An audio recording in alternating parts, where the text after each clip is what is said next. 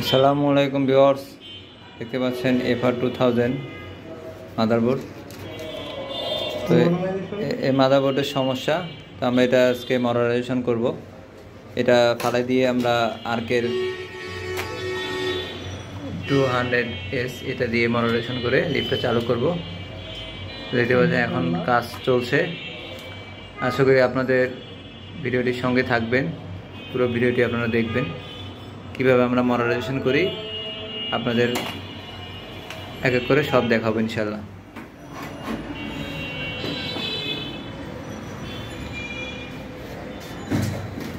Guys, already দেখতে পাচ্ছেন আগের মাদারবোর্ড খুলে নতুন মাদারবোর্ড বসানো হচ্ছে।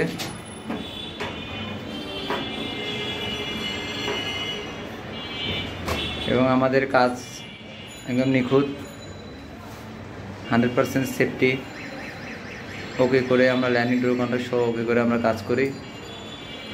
অবশ্যই আপনাদের কাজ থাকলে বা যদি আমাদের সাথে কাজ করাতে চান, অবশ্যই আমাদের নাম্বারে, স্ক্রিনের নাম্বারে যোগাযোগ করবেন। যে কোনো সময় আপনারা সহযোগিতা পাবেন। শুধু আর্কেল মাদারবোর্ড এবং H1000 ইনভার্টার দিয়ে আমরা কাজটা করব এবং খুব অল্প খরচে কাজটা হয়ে যাবে। তো অবশ্যই আপনারা আমাদের সাথে যোগাযোগ করবেন। গাইস, দেখতে পাচ্ছেন আমাদের মোটামুটি অলরেডি কন্ট্রোলে সব কিছু ইনস্টলেশন করা হয়েছে। আপনাদের সঙ্গে পরিচয় করে দিচ্ছি। এটা আর্কেল মাদারবোর্ড 200S। এটা ইন্সপেকশন কার্ড, এটা ডোর কার্ড, আর এখানে আমাদের একটা কার্ড আছে কল কার্ড।